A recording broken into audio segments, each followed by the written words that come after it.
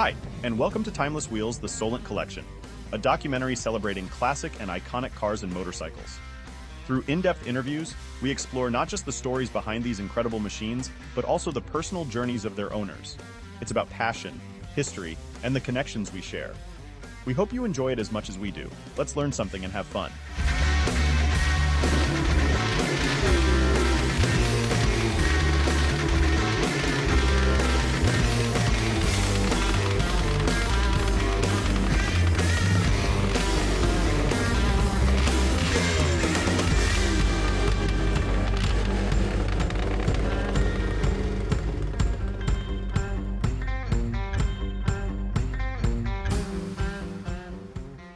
Right, well, okay, Gareth, thank you very much for giving us your time and sitting here, going to tell us about your stories, your history of bikes, and we've got a collection of bikes outside that we're going to have a look at as well, and we'll talk about those. But let's go right back to the beginning. Now, I think you told me that you were a coach builder by trade. Yeah, coach builder, panel beater, yes. Right, okay, so how did you get into that? I was unemployed and a friend of mine's mum said, why don't you come and have a go at this? So I did, at New Lane Garage in Havant.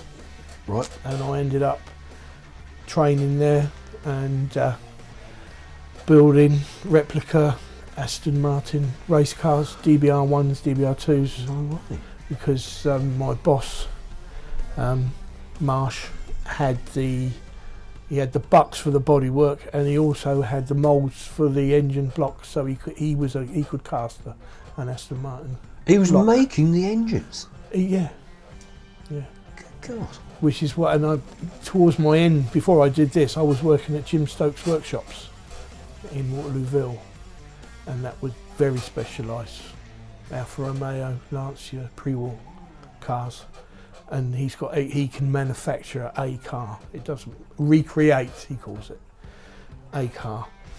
I've heard nothing in China that you can get a Ferrari made. They'll knock up a Ferrari from scratch for you, a fake one. But they're obviously that's old hat now. It is. You were doing this years ago. So yeah. when did you start getting into the? When did you start training to get into the coach building? How old was I? I was about 20, 21, 22. Okay. Because I was actually, by trade, indentured trade, I'm a boilermaker. Okay. And I did my apprenticeship in the dockyard for 4 years. And because of the cutbacks, Maggie Thatcher, Yeah. at the end of my apprenticeship, there was no job for us. So, but I sort of excelled in the sheet metal side of it, the light work and metal forming. Yeah. And that's where it all sort of panned out eventually. Yeah. Perfect for panels and. And I spent my life. I was at Wadham Stringers in Waterlooville for quite a few years. Yeah. Till that went, and then went to Seawards Accident Repair Centre. I later moved on from Seawards Repair Centre in Havant up to the Prestige Mercedes workshop up in Ferret.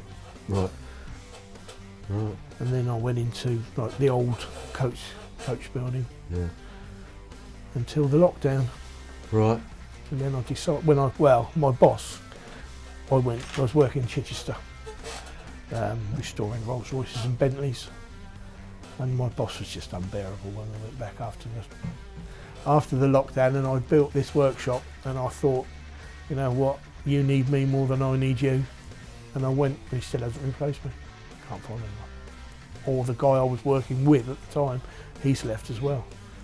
And it was nearly 5 years ago, and he still messages me and asks me if I want to go back. Well, they say people don't leave organisations; they leave managers. That's it. Oh yeah. Yeah, he had no people skills. Yeah. And he was short, he was Scottish, and he tried to be a bully. Tried. And he picked the wrong bloke. I had to leave before we fell out, big time. So, you saved him, did you? I did him a favour by leaving. Yeah. Oh man.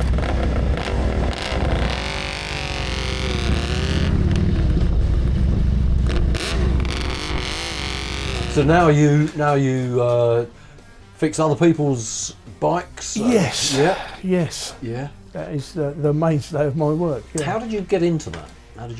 Well, it just sort of evolved, really. Yeah. I've always, especially with the two-strokes, I've always repaired other people's bikes for them. You know, sorting mates' bikes out, building engines, etc. And as I said, when I started this, it was going to be like a little fabrication shop. But it just started. The bikes started coming in, and people were asking me more and more. And then in the first year, I could have been working 7 days a week. In fact, I was working some weekends. I would work on a Sunday just to clear what I had. Yeah. So where did you get the work from? There's a lot. It's word of mouth. Yeah. I advertise a little bit on Facebook. Yeah. But it was word of mouth. I've been in the Kawasaki Triples Club for the late 80s. Mm-hmm. And I've always had Kawasaki Triples. Right. And I had a reputation in the club. You know, I've built specials and whatever. And people was in the local area were asking me to repair their bikes. And then I thought, well, why not? You know, I enjoy it. It's what I love doing. Yeah. And I get paid for it. And I've got a passion for it. Yeah. So, and there's a lot of local garages as well, bike mono motorcycles in over Chichester way. They send me quite a lot of work. Okay. If any old stuff comes in, Dan sends that over to me. Yeah. Hazelmere Motorcycles, they send work down to me. Yeah. Quite a lot, and I do quite a lot of aluminium welding for different garages as well, because I specialise in aluminium welding. So which comes in handy for repairing like motorcycle fins and casings and sure, yeah. whatever. Right, okay. Yeah. So what have you got in the workshop at the moment then? What are you working on at the moment? Well, not a lot. Not a lot? No, I've just got one coming today, Yeah. Suzuki GT 750 Special, which I've got the guy's been building and I've got to commission it for him, Okay. get it running. So, but he's a friend of a friend in Yep. the Triples Club, so this is how it goes through Yeah. word of mouth, you know. What about the Suzuki 550? Is that what? Yeah, you're that's doing as well? that's a customer that was recommended to me by Mono Motorcycles, and that's I've got to sort. Someone's built it. They spent a lot of money on it, and it's lovely, but they tried to fit the wrong set of carburetors on it, and I think they rushed it at the end. So I've got to finish it off for them, make it look good, Right, okay. and run properly. Yeah. So this room, this workshop, is where we do all the This is where it all happens. greasy stuff, oily stuff. Yeah. So tell us about this. Tell us about your workshop. Well, it was going to be a man cave, just a man cave. Yeah. And as I said before, I got pissed off with my boss. Yeah. And that's how it came about. And the Drunken Ferret The drunken ferret was born, I suppose it's 4.5 years ago now. So, and it took off like crazy, like wildfire. Yeah. Haven't looked back. Excellent. So what are your plans for the future in terms of bikes? Gonna hold on to that lot? Yeah. Yeah. Not Yeah. gonna add to the collection, are you? I've run out of room. Have you? Yeah. So which one are you gonna get then? Which- No, I'm not. No, that's it. I'm happy with that amount. I think Yeah. 6 is enough. Is Well, one more than this one for every day, isn't it? 7 days in a week. Yeah. 7 days in a week. Yeah. We'll No. see. Huh? We'll see. We'll see. What about the future of the repairs? Stay as it is. Yep. Yeah. Okay. Yeah. There was a point where I thought about a unit, but then it would just be more stress, and the idea was not to be stressed. Even though I do run around like a busy fool sometimes because I take too much on, and I know I do. But it all gets done. You know. The thing about a unit is you're going to have to rent, then you've got Exactly. overheads then, haven't you? Yeah. And you have to Yeah. meet those overheads. Exactly. Yeah, I've got very low overheads here. So I'm quite happy pottering around out here. You know, repairing bikes, that's fine. If you enjoy the way it's going, there is a lot to be said for that. Yeah, it's why change it? Yeah, it is. I'm always booked at least 8 weeks ahead, and the phone of jobs coming in constantly, you know, and I have to turn jobs away because I can't get them in, you know, because I'm stuck for space. I've got 2 customers' bikes here at the moment. Now I've got a third one. Now I'm really at capacity, you know, as well as mine. Because otherwise I'm just moving bikes in and out the garage all the time, trying to get other bikes in. And sure. Well, that's a good. It is position good, to be yeah. in, isn't it? It is very good, yeah. Yeah, very good.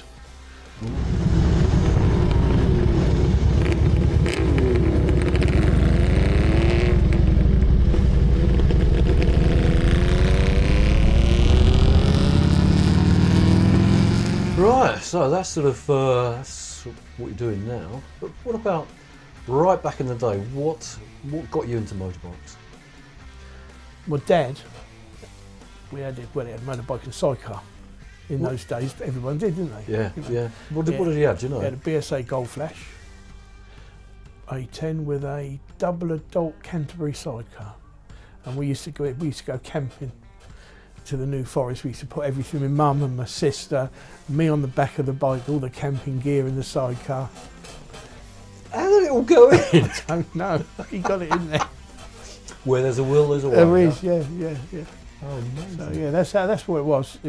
And he didn't want me to have a bike, and I think that made me more adamant that I was going to have a bike. And then a friend of a friend took me out on the back of his KH400 Kawasaki, and that was it. From that day on, the sound and the smell, and just the bike itself, it's a work of art. They're works of art, and I've stuck with them ever since. I think I've even got my mum gave me some of my old school books, and I've got pictures of H2s that I've drawn in on the covers of my school books. So it goes back that far. So that one you had a ride on the back of, what colour was it? It's green, dark green KH400. It's like the one that I had a ride on all those years ago. It's fantastic. It's just the sound, the smell, exhilaration. Yeah. There's no other, for me, there's no other bike or type of bike that does anything like that. So what was your first bike then? What was my first bike? I had a Honda CD175, which upset my father because he didn't want me to have a bike, but my nan lent me the money behind his back. Yep. I bought it from John Fisher's in Portsmouth. Yeah. Because it was cheap and I could. And then I progressed onto a Kawasaki, a 1972 Kawasaki S1, the white one, which I then passed my test, and then it was any triples I could buy. Yeah. Any Kawasaki's. How many bikes would you say you've had? Christ. I don't know, you've got to be looking 70, 80 probably. Probably more than that actually. Oh my God. It's just, well, especially with the triples, if one comes up that I want more than another, I can have 3 bikes in a month. But I've worked, what I've got now, I've worked my way up doing deals with other, and I've got that's my core, that's what my keepers. Did you ever get into the buying bikes that needed repairing and then selling them? Did you? No. I've got friends that have done that. Yeah. I've got a good friend, Vincent. We used to be Side Street Motorcycles, but it's now Vincent's Motorcycles and Antiques on the Isle of Wight. But we used to work together, and I worked with him. But no, I never really got. I don't like having to deal with people. Yeah. I'm not a people person. Really. They can be right arseholes, can't they? Yeah, especially if you're trying to sell them a bike and all they want to do, well, that's not right, I don't like that, but well, don't buy it. That's yeah. I was selling bikes and I've even pushed the bike back in the garage and closed the door. And I said, "What are you doing?" I said, "Well, you're not having it. I'm not selling it to you." And I shut the door. I just can't deal with people. So what is it about the Kawasaki's then? What is it about them? I don't know, it's the sound, the smell, the styling. They are a work of art. So what about the history of Kawasaki? The history of Tell us about it. Right, it's Kawasaki. It's Kawasaki. Yes, it's not Kawasaki. Sorry, I'm posh. You see. That's what the Americans call it. Is it? Yeah. Right, it's Kawasaki for you. So, how did they start? How did they start? Well, after the being disarmed after the Second World War, Kawasaki Aircraft Division obviously could no longer make aircraft. So the Aircraft Engineering Division started making small CC two-stroke motorcycles. Eventually they bought out a company called Meguro that used to make the BSA A10 police bikes for the Japanese police under license from BSA. Oh. So the first bike that only people think of a Kawasaki is the W1650, which is, to look at, a BSA A10. But it's a far superior engine because it was all roller bearing rather than plain bearing, a lot better engineered. And then they with the small capacity two-strokes, they then had a remit. They wanted to make the fastest bike, the fastest production bike, which eventually came out as the Kawasaki Mach 3, codename Blue Streak, which was designed and built and came out in 1969. And out of the crate in America, they were taken out of the crate, and a test rider, well, actually Tony Nicosia was a test rider, and he helped them develop the bike. And out of the crate, it was the first bike ever that would, out of the crate, put petrol and oil, start it up, 13-second standard start quarter, brand new, not even running. So that was their remit, and that's how they came about. Tony Nicosia helped them design it, and it went in, and there wasn't much attention paid to the frame design or the brakes. So it's how, and the engine bias was towards the rear of the bike, which caused it to pull quite vicious wheelies. And because of the lack of brakes, a lot of novice riders were killed on these bikes, and that's why they were called the Widowmaker. So then later on, in 1971, Kawasaki started building the 750 version, 750 Mach 4 H2, which I think out of the crate will do 12-second standard start quarter. So how did they develop the frame? What did they do to make the frame more stiff? Because they were quite flexible. They were. Gas pipe. They called it triples with the ripple, they used to call them. They just gusseted the frame. Right, okay. I think to keep them lightweight, they used thin gauge tubing for the frames to keep them light, to get the performance from the engine. The later models were gusseted. And well, if you look, when you see my H2, I've got it out there, 72, it's actually got 2 steering dampers fitted. Yeah, I saw that. Yeah, because when you're accelerating, the front bounces up and down on the road, and it weaves terribly. But it's half the fun. These riders nowadays, when they say, "Oh, this bike doesn't handle," they don't know what we had to put up with. Yeah. With skinny tyres and no ABS. What was that thing you were telling me about, the designer from, was it Russia?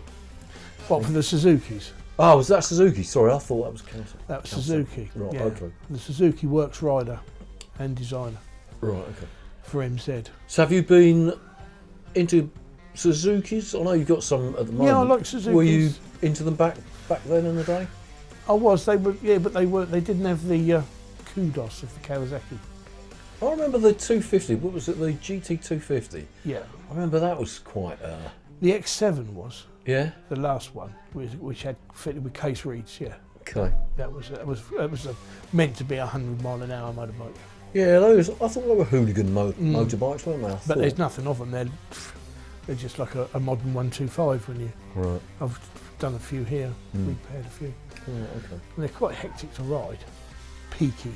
Yeah. Do they have that narrow power band like those early Kawasaki's? Yeah. There's not a lot there, and then all of a sudden you get everything. Yeah. What did they do to try and widen that power band? Well, a lot of it was with the Yamahas, etc. They used reed valves, and they used the power valve on the Yamaha as well. Yeah. Which is an exhaust valve, which Yeah. regulates the flow of the exhaust gases. Yeah. So it would give you more mid-range torque Okay. and less of the like, instant power. Yeah. Right. Okay. Because the CH2, although it's a two-stroke, hasn't really got a vicious power band. The power, it's all torque. It comes in at about 3,000 revs, and it just pulls and pulls and pulls until it just hits the red line, and then the power ebbs off. But the H1 is different. You can feel there's not a lot mid-range. It's nice, but you can feel as you ride it, the surge coming up to 6,000 revs, and then it just goes banzai, and it's just hold on, aim it and hold on. Hope nothing's in your way. Yeah. So, back in those early days, what roads did you ride these things on? Oh crikey, yeah. Well, it was all round back of Portsdown Hill, around the country lanes. Yeah. Yeah, round there. Occasionally we go down to Brighton. Yeah. But yeah. The country lanes around the back of Portsdown. So we're talking about the Southwark Road. Round there, yeah, around Pigeon House. All round that. Hambledon. Yeah. Yeah. Up to the Baton Ball. Yep, that's it. Yep. Yeah. Clamfield. Yeah. Yeah. Yeah, all those roads. Yeah. Bit like today, huh? Yeah, pretty much. Yeah. Nothing changes really. No. Everything comes round again, doesn't it? It does, doesn't it? Yeah. Yeah. Talking about coming around again, so you've got a Kawasaki, a newish one at the moment, haven't you? I have. I've got a Z900 RS, candy tone green, best colour, of course. Better than that dark green, eh? It's better than dark green. That I've got. Yeah. Okay. What do you reckon to that then? Fabulous machine. Yeah. Yeah, it's probably one of the best motorcycles I've ever ridden. That's interesting, isn't it? Yeah, it just does everything.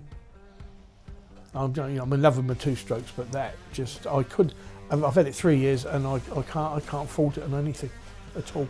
That's really interesting because you are obviously disturbed in a way that is an obsession with these two-stroke Kawasaki's, right? Yeah. So you have gone right down that rabbit hole with two-stroke Kawasaki's, and yet you've got this sort of this brand new Z900 RS, which is a modern, completely modern bike. Totally different world. Completely modern bike, and yet you love that. And say it's the best bike you've ever had. It's interesting. Yeah, it's the most versatile. It does everything you want it to do. I couldn't believe it when I got it. It was just lovely. And I know that I could jump on that and I can ride it to Scotland. I wouldn't chance any of those two-strokes. And what's the range of the Z900 RS? I've had 200 miles on one tank of fuel. Right, okay. And any of those two-strokes you've got out there, the range on those? You're lucky to get 100 miles really on the triples, I think. You're doing well if you get 100 miles, yeah. And what was that you were telling me about the remote tank? You had it on tickle? Oh yeah, we had in the workshop I had an H2 on a remote tank while I was tweaking the carburetors and setting it all up, and you could actually see the fuel level dropping in the remote tank. And my mate was my neighbour. He couldn't believe it. And that's on tick over. And pretty much, yeah. You might as well just pour it straight on the floor. The petrol. Ah, man. Gas guzzlers, as they call them. Great, isn't it? And what? Global warming. I do my bit for global warming. That's right. Yeah, take the frost off the neighbours' cars. Yeah. Yeah. So the oil crisis in the 70s. Yeah, that's what killed them. Yeah.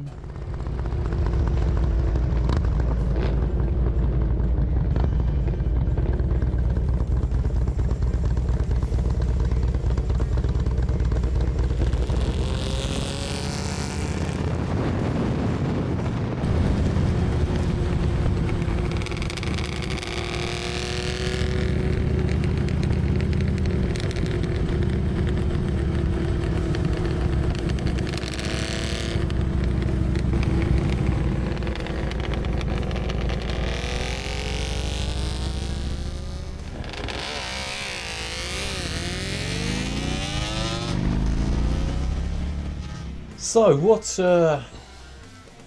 disasters can you remember? Disasters? Yeah, you know, bikes that you've had that have just gone sideways. I did. Well,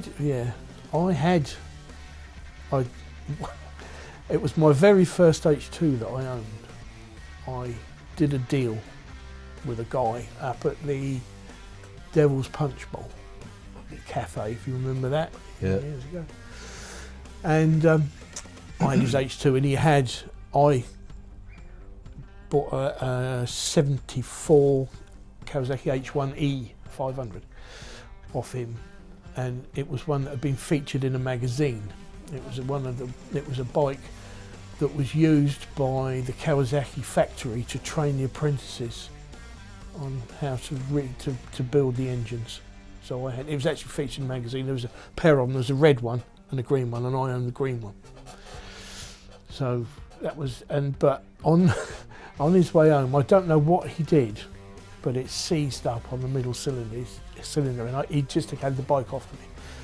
But he said it made a funny noise, it lost a bit of power, but I kept riding it. And what actually done is he snapped the con rod underneath the small end bearing, and the con rod had flailed around, and it had actually cut the casings through the engine pretty much in half in the frame. And the guy, Rick Brett, who's the president of the Kawasaki Triples Club, he had it on a shelf in his workshop, the engine, and he used to tell people in the story that that's my engine in it.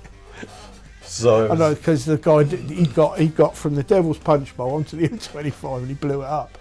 I'd had the bike about 4 years. I never had a problem with it. it's also about 20 minutes, isn't it, from the Devil's Punch? Yeah, he must have really ragged it. They're all right. They like to go fast, but you don't really want to be holding, a fast speed on them.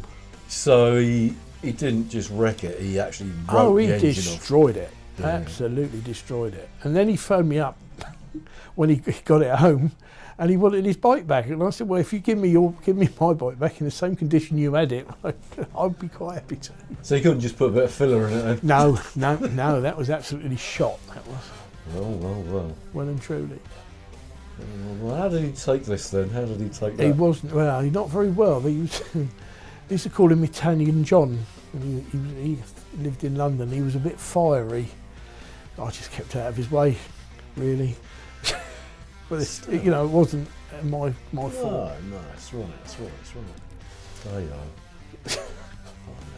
So what trips have you been on? What trips you've been on over the years? Well, I don't know, not so much now, but I regularly used to go over to the Kawasaki Triple rallies in Germany, Holland. Go for a weekend getting drunk with all our German friends. Getting drunk? Oh goodness me! I know, it's terrible. What, drinking alcohol? Alcohol, yes. Not at the same time as riding though. No. I've heard of people drinking alcohol. Yeah. But I see, yeah, because they like beer in Germany, don't they? They do, yes. Yeah, and they like beer in Britain. Yeah. Yeah. Got some good friends in Germany. Yeah. Yeah. So what's this? Camping trips, rallies? Yeah, rallies. Yeah. Then we used to the Germans. They used to run a drag strip on the Saturday, so there'd be a lot of hungover British two-stroke riders. Yeah. Trying to wrestle an H2 up the airstrip. Yeah. See how far she could go. How much gear did you strap to the bikes then in those days? Oh, blimey, yeah. Well, not a lot to begin with, because when you're younger, but as you get older, you need more comfort, don't you? So you have the back piled up, head, sleeping bags. Yeah. It used to be, I remember when I was young, it used to be a tent and a sleeping bag. Sometimes we took a stove to cook things. Oh no. But these days, you have a camping mat, you've got a pillow, you've got all this other stuff. Your quilt. Yeah, that's right. And then your chair, then your table, and then... Exactly, yeah. Yeah, but we didn't take a lot in those days. No, we didn't. We just sort of jumped on the bikes and went. Yeah. And strap it to the back of the bike. Yeah. Yeah, just bungee straps everywhere, yeah. That's what I like. That's what I do now. I've got I don't know what you call that, like a kit bag thing. Oh, just yeah. strapped to the back as well. I don't like all these panniers and all Well, that stuff. when we went over to go over to Germany and Holland, we never really planned anything. We went over for the rally and we'd spend like a week, and we'd just go from town to town and just get cheap accommodation every night. And so sometimes it was a bit close. We could be sleeping on the streets, but we did eventually find accommodation. Yeah. Normally finished off with a night in Ostend. That was our last night in Ostend, and then ride to the ferry in the morning. Yeah. I remember it back in those days, before all the chain hotels. I remember all of these very small hotels dotted all over the place in France and so forth. Yeah. And there was always a hotel somewhere. There was, yeah. You never had to travel far No. to find somewhere, did you? No, we used to go straight into the town, straight to the citizens, bureau, and bureau, yeah, can't say that word. And just they'd phone up the hotels for us and see if there was any spaces. Right. So yeah, that's it. Should we go and have a look at the bikes? Should we go and talk about the bikes? Right, Gareth. So we've got the collection here. Well, part of the collection. No, that is it. Yeah. Well, you've got these I've got Z900 in the garage. That's a 4-stroke. Don't they get Alright. paranoid? This is the collection of 2-strokes. Then. Yes. Right. So talk us through these beauties. Then. Right, that's a 1972 Kawasaki H2 Mach 4, and in gold pearl, which only 700 ever made in that colour. It's just in the 9,000s of the so it's a fairly early one.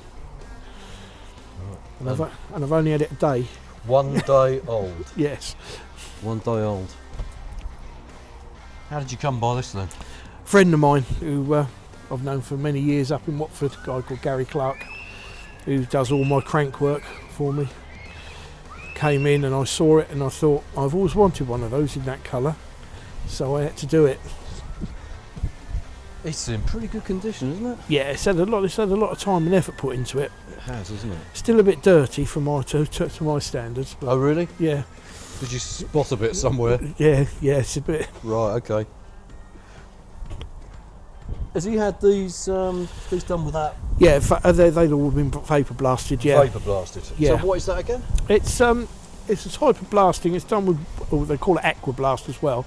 It's a media that's carried in water, and it's not as harsh as like shot blasting, and it tends to peen the surface of the aluminium. So once it's done, it doesn't need any extra protection. It holds. It's yes. So you don't have to coat it afterwards?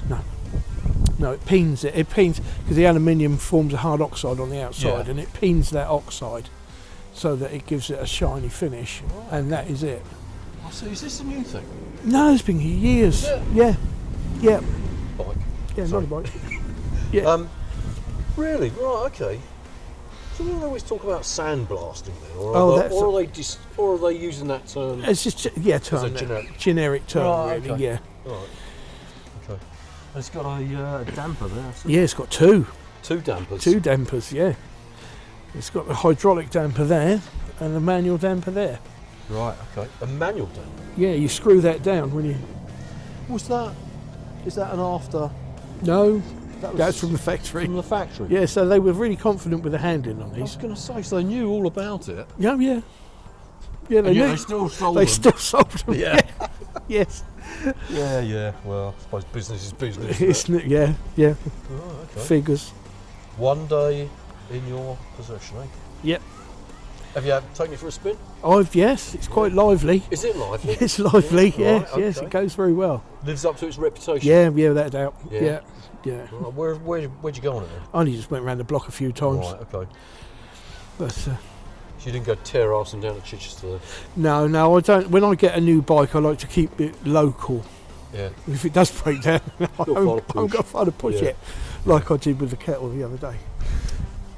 Right, okay. Well, what about the Suzuki? Well, that's a 1972 Suzuki GT750J, which belongs to my friend in the garage over there, Yep. Sean. It was my bike initially, and I couldn't ride it because of the front drum brake. I've got arthritis in my hands, Right. and it was a bit of a handful. Yeah. But it's a beautiful bike, and it came from a private collection in America. Right, okay. Didn't need much doing to it when you got it? It did, but I went right through it, yeah. As it was going to be my bike, I went through Sure. and did everything. So what did you do then? Replaced all the bearings, swinging arms, steering head bearings, just generally went anything that needed replacing, replaced it to get it to run correctly. Yeah. When did you get that then? Blimey. I think it was about 2 years ago. Yeah, about 2 years ago. 2 years, right. Yeah. It's a beautiful colour, isn't it? It's a fantastic colour, yeah. Candy lavender. Candy lavender. Or, as the Americans called it, they called it Californian burgundy. California burgundy? It was something to do with lavender was a bit too pink for the Americans. Yeah, I think they were a bit touchy. Yeah. So, yeah, it's called... They don't know much about wine then, do they? No, no. Yeah. Right, okay. Right, what about this, the next one? Right, this is GT 750J, K, 1973. And that's my bike. So what are the different models of the GT750? The two first... This is the J, that's the K. This was only a 6 month only model. Okay. Because certain countries wouldn't allow the drum brake on the J model. They had to bring it. They brought it out with discs, but they didn't change anything else. It's basically the same bike, but that's just got twin discs on the front. Right. Okay. And that was the first bike ever to be mass produced with a twin disc front brake. Yeah, I didn't realise they did twin discs back then. So what year was this? It's 73. Yeah, I don't remember seeing twin discs. Yeah, it was the first one. Right, okay.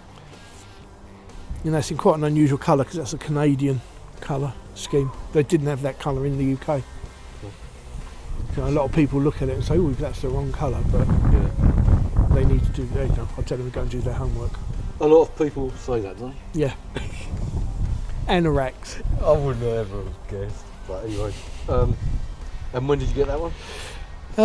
I've had it about 6 months. Oh right, okay. So recently then? Yeah. Is that another stripped down job? And no, it was bought. I bought it off a customer, from Swindon, and he was toning down his collection. He had about 35 bikes. Another nutter. Yeah. And that came up, and I thought, oh, I like that. Right. Do you know, I remember these handlebars. That high. Yes. That was a Suzuki thing, wasn't it? And Kawasaki. Did they? I thought they were a bit flatter, but I certainly remember that. Yeah. On the Suzukis, I remember that. So, right. What about this one? Well, that's my 1974 Kawasaki H2B Mach 4, which I'm waiting for the exhaust to come back from the Cerakotas at the moment. I've done a lot of work on that one. Yeah. What have you done? With a fitted twin disc front end, a lot of stuff re-chromed, just refreshed the top end with a set of Wasner German pistons, rebore, still to be run in yet. Had it painted. It was originally a brown one. Oh really? Yeah, brown with a yellow flash. Okay. But I always wanted a green H2B because if it's got to be that colour. So what's it? Just the exhaust and then it's done, is it? Yeah, it's just waiting on the exhaust. Everything's done. I was just fitted to rewired all the alternator because it wasn't charging properly. But I can't check it until I get my exhaust back. So I'm sure it'll be fine. Those, cooling fins. They look like spanking new. They look spanking new. The same with that Suzuki down there. It's just incredible how they can get it to be that good. It's nice, isn't it? It's better than it was from the showroom. Yeah, it's just unbelievable. And I'll tell you what, this mudguard, that looks like it's out of the showroom as well. Yeah, I had it re-chromed. Yeah, I know, but even so, no dents or marks. It's just absolutely faultless, isn't it? So if someone wanted to buy, you know, something like this from the club or whatever, what sort of money would people be paying? I suppose would you be looking at 12? Really? Mm. That seems reasonable to me. Seems reasonable for the amount of work that's gone into it. Yeah, yeah. The prices have dropped. You know, 2 or 3 years ago, you were looking at something like that could have been worth 17, 18 grand. Yeah. But now it's evened off, and I think it will pick up again. But the thing is, it's not the money. No. It's the bike for me. Absolutely. You know. Yeah, I was just wondering what sort of ballpark we were talking about. Mm. But I mean, prices of all second-hand bikes have gone through the floor, hasn't it? They have, yeah. But these tend to hold their money quite well. Mm. They're a desirable bike, and of course, because they're finite. Yeah. You know, everyone who wants one, you've got to wait for one to come up for sale. Yeah. You know, you can't just go, oh, I'll go and buy one. Yeah. Do you know what? I've got a sneaking suspicion that I might have followed you from Loomis towards Petersfield. You might well have done. On a green Kawasaki. Would have been that one then. You might well have done. I've got a feeling I did, you know. Oh, do you? Yeah. Because I remember thinking, God, you know, yeah, well, that looks good, that smells good, that sounds good. And then I think I saw the hair out the helmet. I'm sure. Yeah, probably. Bless myself. Yeah. Small world. It is indeed, yes.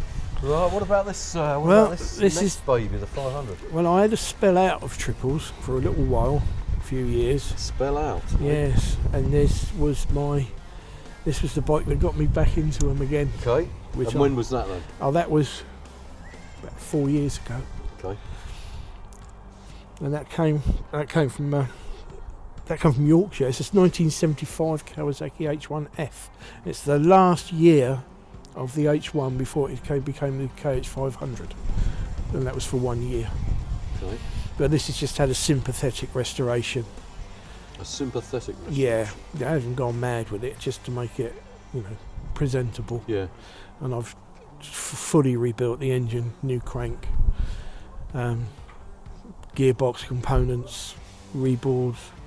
And it took me last summer to run it in because I don't get a chance to use them very often, but it's running now and it flies. How long does it sort of typically take you to go over a bike, you know, restore it, if that's the right word? It all depends what you're doing. If I get a bike in, I've got a very good collection. Group of suppliers. Mm-hmm. I've got a guy, my friend Gary, who does the cranks. I've got a good engineering company down in Portsmouth who does my rebores. So I could turn an engine rebuild round in probably a week to 10 days. Very good, isn't it? Yeah, that's why people come to me. Yeah, that's it. And everybody's bike that I work on, I treat as my own. So and they don't get them back until they're on 100% sure happy with them. I noticed the tank on the 500's a lot longer than this. Yeah, different style tank. Isn't it? Yeah. Is the bike longer or is it? No, it's a bit sleeker. The 75 model on this, this is the 74. In 74 they lengthened the swinging arm by 2 inches. So they lengthened so effectively it's that bike with a lengthened swinging arm and frame and redesigned back end. To try and stop it? To keep the front wheel down, yes. So they weren't, and they detuned them. This is down, I think these are down to about 71 brake. Okay. Whereas those are 74. Okay. It's not a lot, but it you know, and the porting's different on the later models. It's softer. They're softer. They're not as peaky. Yeah. Right. Okay. Right. What about the one on the Suzuki? Well, I don't know what. I've always wanted one, and I spent a long time looking, and this came up. And it was up in Lincoln, and I had a look at it on the way back from the Classic and Motorcycle Mechanics show in Lincoln, in Stafford. And as soon as I seen it, it was one of these bikes that I just couldn't walk away from because it was so lovely. Another one of these bikes that you couldn't walk away from. And I've got fully documented a fully documented restoration on it. The guy sourced all the engine components from Suzuki. They're all genuine So Suzuki it was parts. done before you got it? Yes. Yeah. Yeah, he'd spent a fortune. And it's a UK bike as well. It's not an import like these are all the imports. This is a UK bike. Okay. I'm just looking at these exhaust pipes. They're not standard, are they? No, these are Higgs speeds. These are Higgs speed pipes. Yeah. They're Higgs speeds. The pipes on the H2 are Denko's. They're a tuning company from America. They used to drag race bikes, and they're like the holy grail of expansion. You can get 6 to 7 brake horsepower just by bolting them on. Okay. So, you know, and they're quite loud.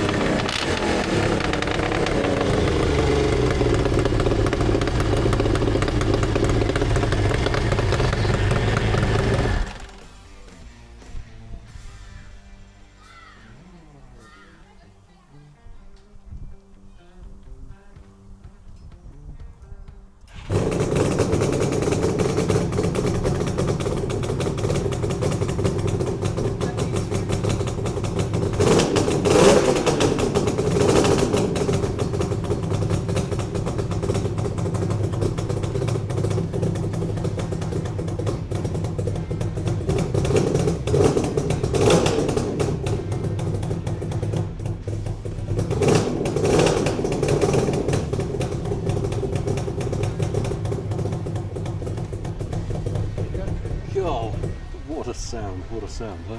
It is. That's just stunning, isn't it?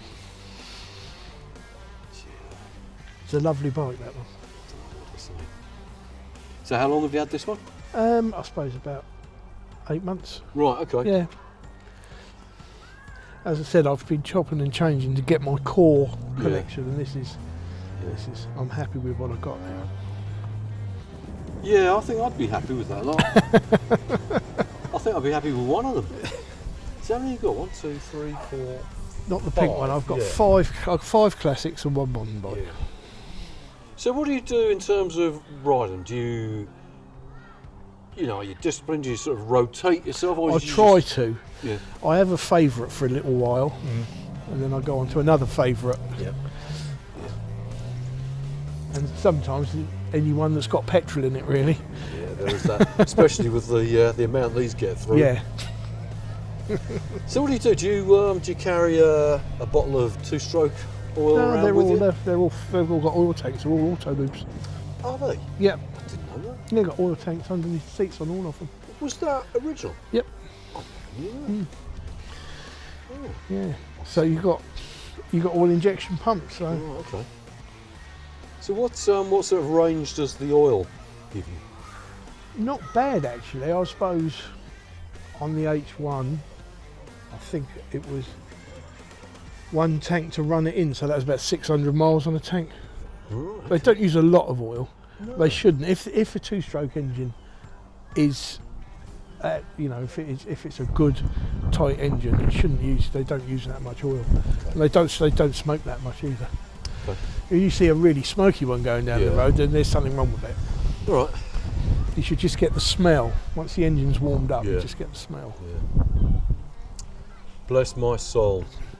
Right. Okay. So the 70s. What was the model designations up to the end of the 70s? They went over to the KHs. Okay. The 750 was only manufactured for 4 years, 72 to 75. Yeah, that's right. Yeah, 72 to 75. So, and they never made a KH variant of the 750. Okay. Only the 500. 500 was started production in 69. Then the KH came out in 76, and it was the KH 500 A8. The A8 was the 8th model in the H series line. So there were 8 models. It was the 8th model, and that's when they stopped then. Most of them stopped in 76. Most of the big 2-strokes, these Suzukis as well. Suzuki went on till 77, 78 with the 750 and the 500, the 550. Yeah. Right. Okay. What about the bikes after that, between then and now? What do you think about the various developments they've gone through, leading to where we are now? Well, the 80s is all a bit boring, really. With the thing with the 80s is people wanted race replicas, and I've never been one for like me head down, arse up. I don't like it, so that's why I'm a bit of an old dinosaur. Yeah, me too. Even Kawasaki, to me, Kawasaki lost their way in there because they brought out the GPZ 900, which was a phenomenal motorcycle, and then the variants of that, they all went a bit lame, really, until they brought out the ZZR 1100, which was their flagship, and that was one of the fastest bikes, wasn't it, when it first came out? Yeah. Right, okay. So, but modern stuff, I've had several Triumphs. I like Triumphs, like speed triples I've had, etc. They're quite nice. They move, don't they? Yeah, they're quick. Yeah, but they're just not the same as getting on Kawasaki. Yeah. Well, Gareth, I want to say thanks again. Thanks again for your time. Thanks for sharing all your stories, your knowledge. You're like an encyclopedia. It was sad and a wreck. Long may it continue. So, yeah. thanks again. Thank you very much. Thank you.